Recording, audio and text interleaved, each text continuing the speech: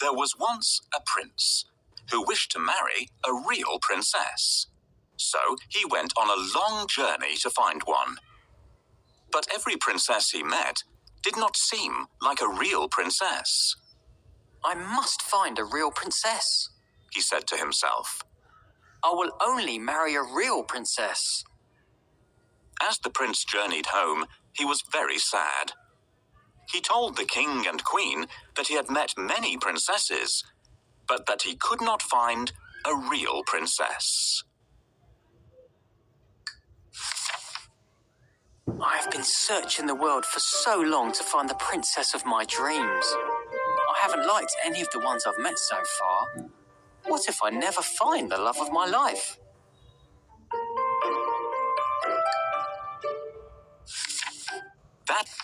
That night, there was a frightening storm. The wind blew hard and the rain poured down.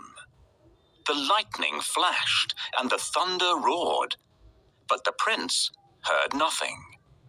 He was fast asleep in his bed.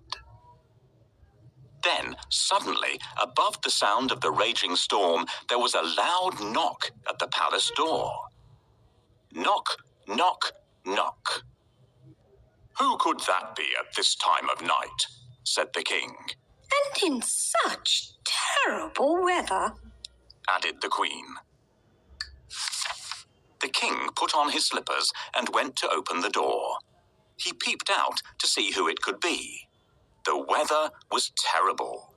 There was a flash of lightning, and standing there on the doorstep, the king saw a poor, bedraggled girl.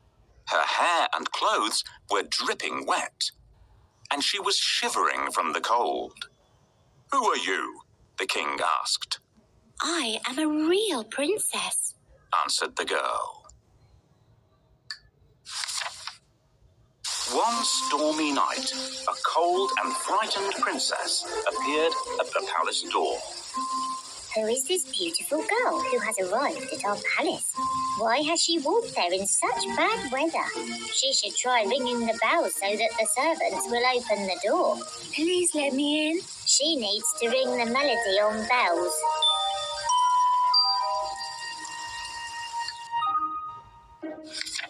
The king let the princess in, and the queen said that she could sleep that night in the spare bedroom.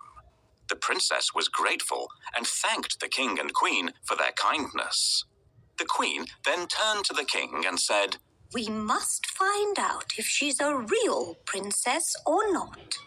"How?" asked the king. Without saying a word, the queen went to the spare bedroom and took off all the bed covers. She then took a small, hard green pea from the kitchen cupboard and placed it under the mattress. On top of this, she piled not one, not two, but 20 more mattresses and 20 quilts. The princess climbed up the side of the very high bed and lay down to sleep for the night. The girl with wet hair and a dirty dress didn't look anything like a princess, but she was invited to stay in the best guest room of all. "The princess can sleep here tonight, but I'm going to put a pea under the mattresses. If she notices it, we'll know that she is a real princess. Now, where did I put that pea? Will you help me look for it? Try under the chair." When morning came, they asked her if she had slept well, "I did not have a wink of sleep all night," said the tired princess. "There was something hard in the bed, and this morning I am bruised black and blue." The queen smiled and looked at the king. "You see, only a real princess could be so sensitive." The king smiled and called for the prince.